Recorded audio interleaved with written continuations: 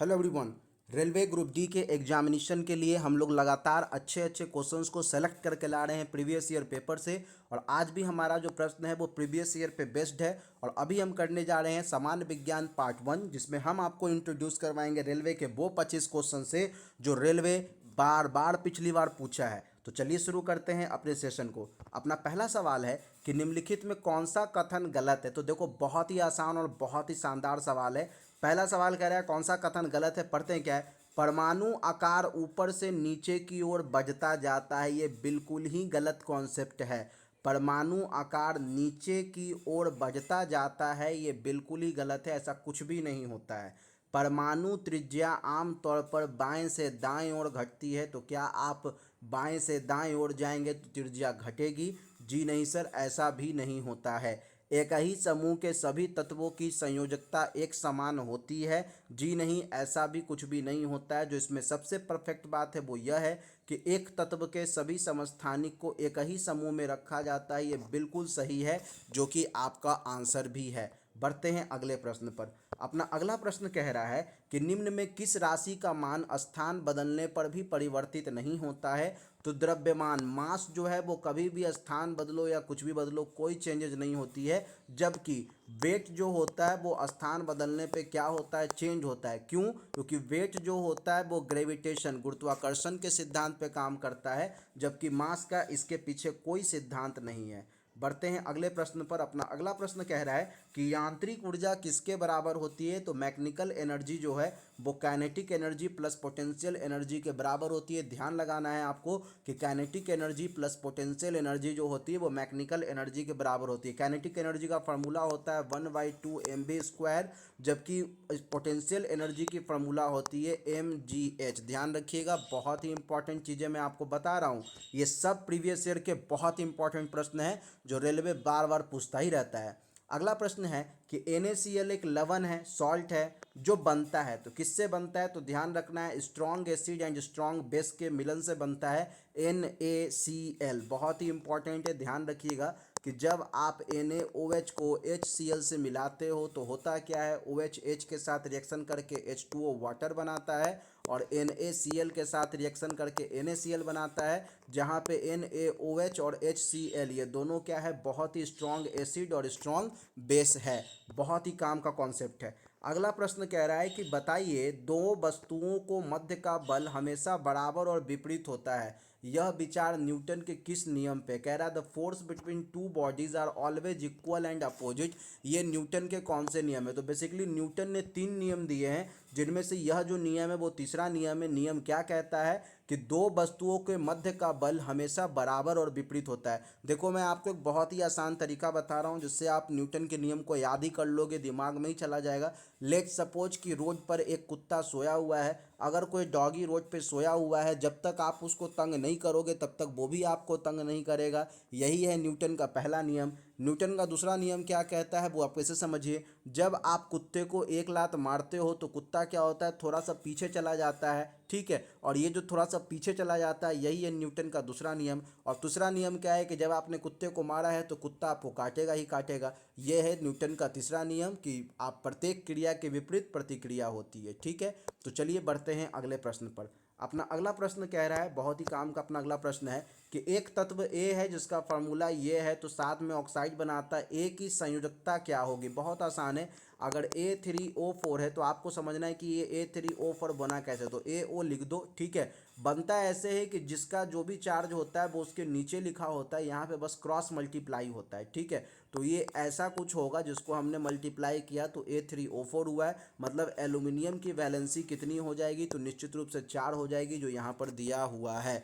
बढ़ते हैं अगले प्रश्न पर। अपना अगला प्रश्न कह रहा है कि N unbalanced chemical equation is called. असंतुलित रासायनिक समीकरण को क्या कहा जाता है। स्केलेटल इक्वेशन कहा जाता है। ध्यान रखना है, स्केलेटल इक्वेशन कहा जाता है। अगला प्रश्न है कि dash is the most ductile metal. मतलब किसको पीटेंगे तो सबसे अधिक डक्टिल होगा।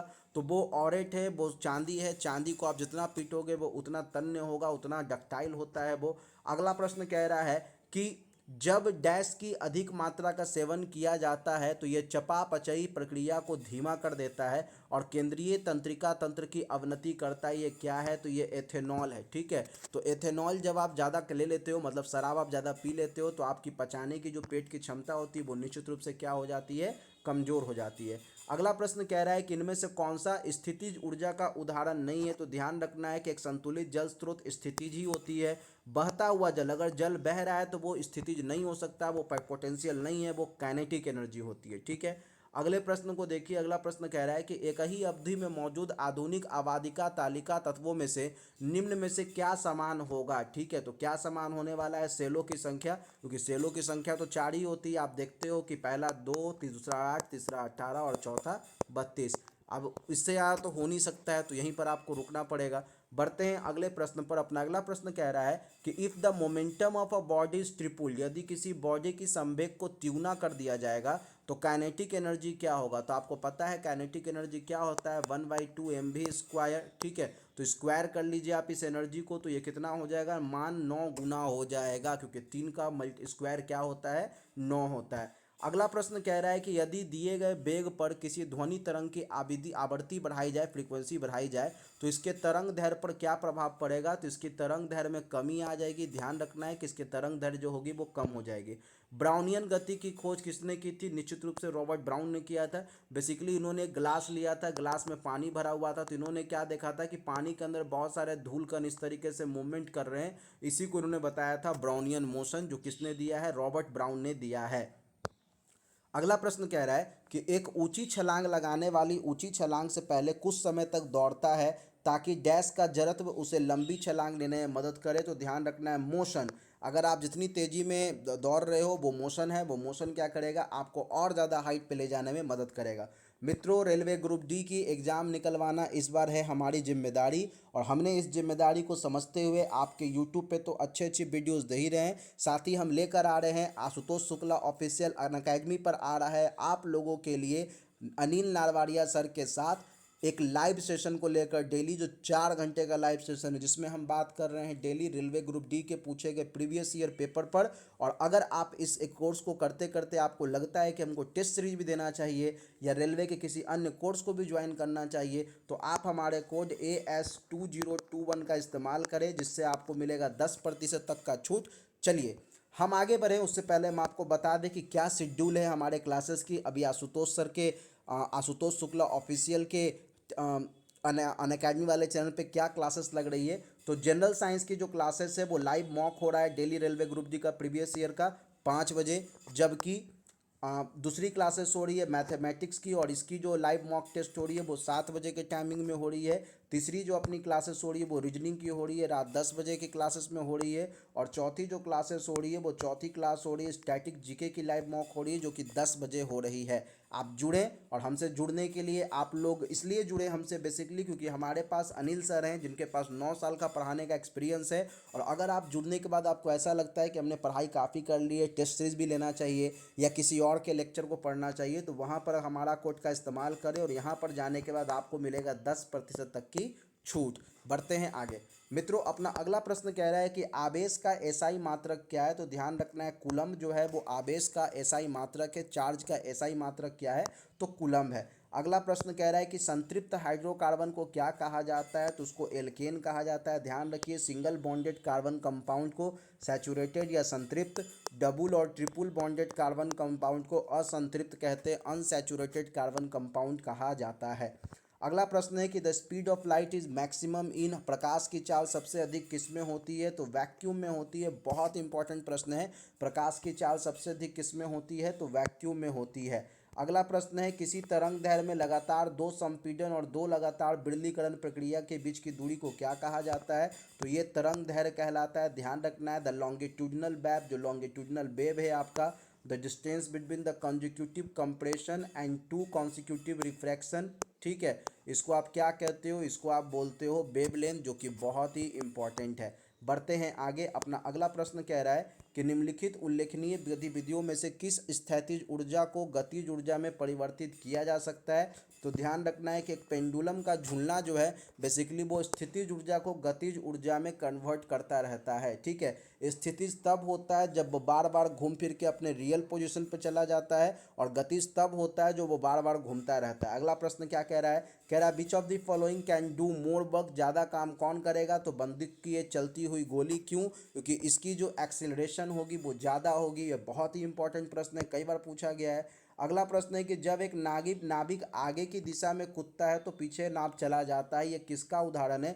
तो बेसिकली ये गति का तीसरा नियम है। ध्यान रखना है कि न्यूटन के गति का तीसरा नियम क्या कहलाता है कि जब कोई आगे की ओर बढ़ेगा तो उसका जो रफ्तार होगा वो पीछे की ओर चला जाएगा। ठीक है, बहुत ही इंपॉर्टेंट प्रश्न था वो। अगला प्रश्न कह रहा है कि ZnCl2 का आणविक द्रव्यमान क्या होगा। तो बहुत आसान है, आपको ZnCl2 का निकालना होगा कि आणविक द्रव्यमान कितना है। तो पहले ये जान लीजिए कि Cl का जो मॉलिक्यूलर वेट होता है वो होता है 35.5। चूंकि यहाँ पे 2 मॉलिक्यूल हैं तो मल्टीप्लाई 2 कर दो, तो ये जो भी होगा आप निकाल लीजिए 71 होता है। ठीक है, क्योंकि 35 को करोगे तो ये 71 हो जाना है। इसके बाद जिंक का मॉलिक्यूलर वेट कितना होता है। तो ध्यान रखना है कि जिंक का जो मॉलिक्यूलर वेट होता है वो 56 होता, सॉरी जिंक का जो मॉलिक्यूलर वेट होता है वो 66 होता है। अब आप इसे जोड़ लीजिए तो 66 + 71 कितना हो जाना है, 137 हो जाना है, जो है बिल्कुल ही सही जवाब।